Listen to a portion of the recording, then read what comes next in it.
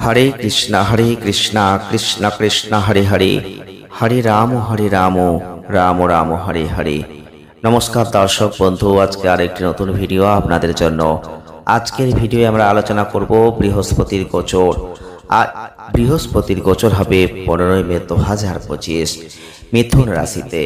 আর এই বৃহস্পতির গোচর একটা বড় প্ল্যানেট যখন গোচর করবে, রাশি পরিবর্তন করবে, তখন বেশ কিছু রাশির জাতক বা জাতিকাদের জন্য অত্যন্ত শুভ সময়। আজকে আমরা আলোচনা করব সিংহ রাশি বা লিও সাইনকে নিয়ে। সিংহ রাশি বা লিও সাইনের জাতক বা জাতিকা যদি আপনি হয়ে থাকেন, তাহলে এই বৃহস্পতির গোচর আপনাদের জীবনে বিশাল পরিবর্তন নিয়ে আসতে চলেছে। ব্যাপকভাবে সমৃদ্ধি, ব্যাপকভাবে প্রাপ্তি, লাভ এগুলো কিন্তু ইন্ডিকেট করছে। তাই ভিডিওটি স্কিপ না করে পুরোটাই দেখবেন। যদি ভালো লাগে লাইক করবেন, শেয়ার করবেন আর চ্যানেলটিকে সাবস্ক্রাইব করবেন।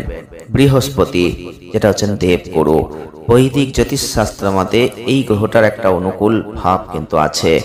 এই বৃহস্পতি পঞ্চম, সপ্তম, নবম যে দৃষ্টি ফেলে, তাই দৃষ্টি কিন্তু যে ঘরে পড়বে সেই ঘরে কিন্তু একটা দারুণ ফল দিয়ে থাকেন।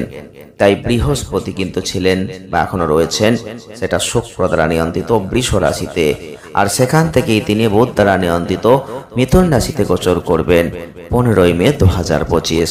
ঠিক তার ফলে সিংহ রাশি বা লিও সাইনের জীবনে কি প্রভাব পড়বে আমরা আজকের ভিডিওয় বিস্তারিত আলোচনা করব। তার আগে একটু ট্রানজিট সম্পর্কে জেনে নেব। 2025 সালের এই মে মাসে বৃহস্পতি মিথুন রাশিতে গমন করবেন। এই 19 অক্টোবর 2025 তারিখে আবার তিনি ঠিক দুপুর 12টা 57 মিনিট বেজে বৃহস্পতি মিথুন রাশি থেকে বেরিয়ে চন্দ্রের রাশি কর্কট রাশিতে প্রবেশ করবেন, যেখানে তিনি এটা 11 নভেম্বর 2025 তারিখ পর্যন্ত উচ্চ অবস্থানে থাকবেন। আবার ঠিক 4 ডিসেম্বর 2025 তারিখে ঠিক রাত 8টা 39 মিনিটে তিনি মিথুন রাশি থেকে বেরিয়ে আবার প্রতিক্রমিত হবেন। সুতরাং এই 2025 সালে বৃহস্পতি প্রথমে বৃষ রাশি থেকে মিথুন রাশিতে আসছেন, তারপর মিথুন রাশি থেকে কর্কট রাশিতে যাচ্ছেন, তারপর কর্কট রাশি থেকে আবার মিথুন রাশিতে তার বিপরীতমুখী ভাবে গমন করছেন। আর এই সময়কালে অবশ্যই সিংহ রাশির জাতক বা জাতিকাদের ঠিক কখন কি ফল হবে আমরা আজকের ভিডিওয় বিস্তারিতভাবে আপনাদের জানাবো। বৃহস্পতি হচ্ছেন একটা শুভ গ্রহ, যেটা একটা ব্যক্তির জীবনে সৌভাগ্য বয়ে আনে। এটা আমাদের সামাজিক মূল্যবোধ, ধর্ম, আধ্যাত্মিকতার সাথে যুক্ত।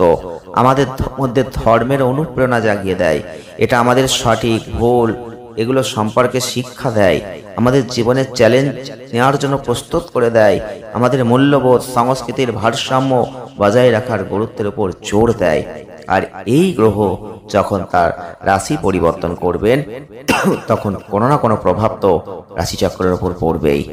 আজকে তেমনই আমরা আলোচনা করতে চলেছি সিংহ রাশি বা লিও সাইনকে নিয়ে। সিংহ রাশি বা লিও সাইনের ক্ষেত্রে পঞ্চম এবং অষ্টম ঘরে বৃহস্পতির আধিপত্য।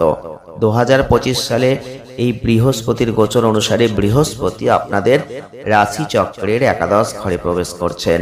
এটা আপনাদের জন্য দুর্দান্ত সাফল্য নিয়ে আসতে চলেছেন, আর আর্থিক সমস্যা কমিয়ে দেবে, অর্থ উপার্জনের পথকে সহজ করে দেবে।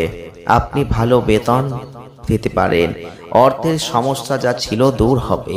সেখানে বসে থাকা বৃহস্পতি আপনার তৃতীয়, পঞ্চম, সপ্তম ঘরে একটা দৃষ্টি রাখবে, যেটা অবিবাহিতদের বিবাহের সম্ভাবনাকে বাড়িয়ে দেবে, আর প্রেম সম্পর্কের মধ্যে তীব্রতাকে বাড়িয়ে দেবে, সন্তানদের অগ্রগতি করে দেবে।